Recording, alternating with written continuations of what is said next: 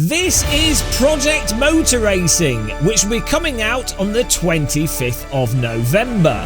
We've had access to a press version of the game, so in this video I'm going to tell you what's good and what's not so good, and why I don't think they should be releasing this in its current state. Remember to subscribe so you have the power to unsubscribe when I say something you dislike.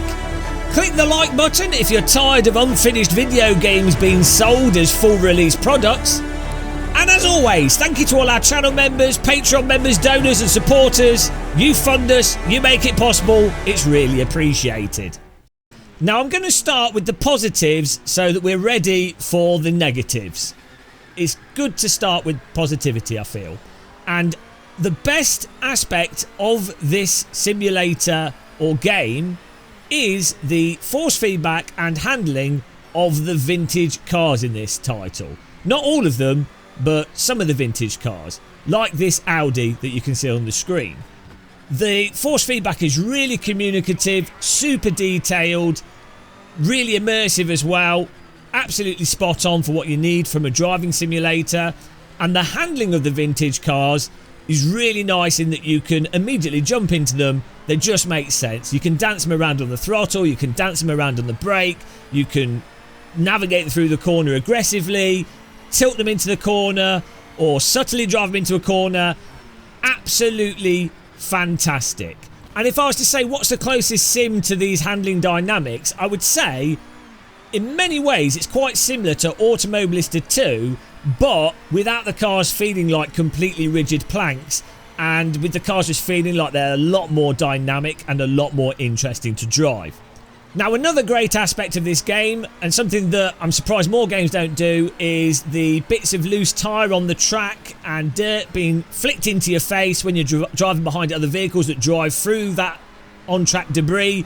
That looks superb, super immersive, really nice effect. I love that stuff in iRacing. I say it's a little bit over the top in this, and it's done better in iRacing with the sound effect of it hitting you, but I would love to see that in more simulators. Really love those kind of details. The sense of speed in this game as well is really good. I don't think there's any other simulators I've played where it feels like you're going as fast as you are in this. Now, I'm not sure if that's to do with some weird field of view stuff. I'm not sure if it's to do with just track texture or some other random graphic stuff. Maybe it's also to do with the really loud engine sound.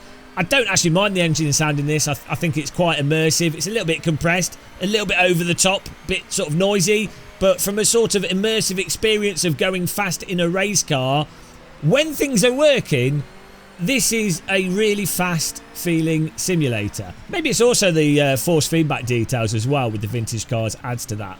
But either way, you really do just feel like you're whizzing through a racetrack, something that's often lacking from many racing sims and racing games. And those are pretty much, from my short period of time playing this so far, the big positives with this title. Now, it does seem to have moderately passable AI that you can race against, knock into. The AI does weird stuff. They crash themselves and starts to race slow. They do the normal AI stuff. Better than AI in some titles, worse than others. It's sort of in that average ballpark of AI, maybe slightly worse than AMS2 AI. You know, it's passable, but not that ideal. And then I have to say the car models and the track models look really nice and detailed. More than detailed enough to be really immersed in the various cars and appreciate them and appreciate the tracks and locations. However, here we go, guys. Oh dear. However, what's making this video really difficult is that I am really struggling to get this game to just run and run consistently. We are getting mega frame drops all the time, pauses coming out the pit lane, random frame behavior. 1 minute it's running 120 FPS, next minute it's running at 40 FPS. Adding AI in really tanks the frame rate, so I've been doing testing with no AI. But it's just the performance of the game engine, the graphics performance, is just all over the place and I do not know what's going on. I'm using a 5090 with a Ryzen 7 X3D chip. I get my CPU is not the best CPU for that graphics card, but it's still a pretty fast system on the grand scheme of things, and we shoot through every other game pretty much effortlessly. Even Microsoft Flight Sim 24 runs pretty decent on our system now, so it's baffling to me what's going on here. I really hope this is just some random issue with my system, because if this runs the same or worse for other people, I don't know what they're thinking releasing this in its current state. And unfortunately, it's not just the graphics engine struggling to run. We have like weird sound issues where the sound suddenly starts ripping itself apart, or when you get the pause and everything pauses, causing your wheel to go crazy. We also have issues with the user interface where you'll change something and it doesn't save, or you can select something 1 minute and you can't select it the next. We've even had sliders become possessed and start moving by themselves, which I've never seen before in a video game. And putting aside those bugs, some of the flow of the user interface just really doesn't make sense. It's really easy to accidentally skip session when you mean to go to the track. You also get pop-up windows that are transparent, so you can't really read what's on the pop-up window that clearly, or the stuff behind it's coming through, and you're not sure if you need to click on one thing or another thing. Just really weird stuff that you'd expect from a pre-alpha version of a video game, not the release version of the game.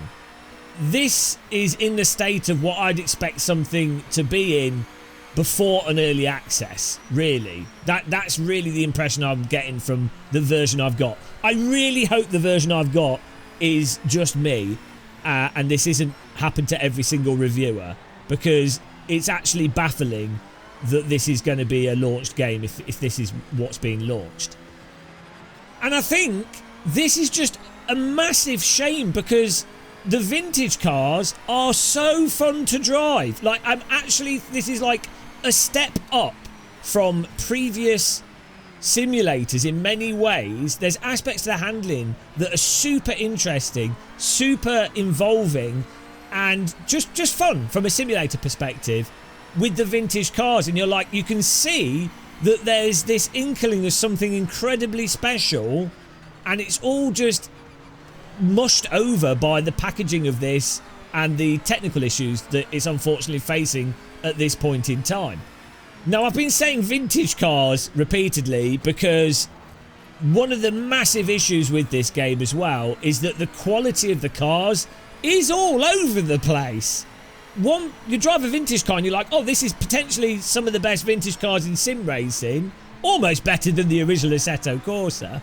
And then you drive another vehicle and you're like, dear God, this is one of the worst cars in sim race. Like, it's terrible. Like, the GT3 cars in this are so bad, I put them below iRacing. They don't make any sense. And maybe that's some settings. Maybe we could fiddle with the setup of them. Maybe there's some other stuff going on as well. It's hard to decipher sometimes through the technical issues we're having. But the cars just do not feel like they're of the same quality level. I mean, it's precisely what you'd expect from a game that would still be in development and quite a way off actually being released. Now, you add into that stuff like when you're playing through some of the single player things, when the AI crash and you try and avoid it, and you do a really nice evasion and have to go on the grass or just cut a corner a bit more to evade the crash, you just get handed an instant penalty, time penalty, for doing exactly the right thing. And the thing is, I really like the idea of their single player having credits, doing races, you know, what they've presented in their promotional material, but it just feels like it's not been polished to what I would argue is the basic level for gameplay to work. This is honestly just confusing to me. I can't process this. I mean, I thought that Evo's early access was bad, and well, it seems like there's a competition on who can release the most underdeveloped games. Evo was early access at least, so I mean they should have called this early access, I guess. But in its current state, it's not what I would consider a releasable title.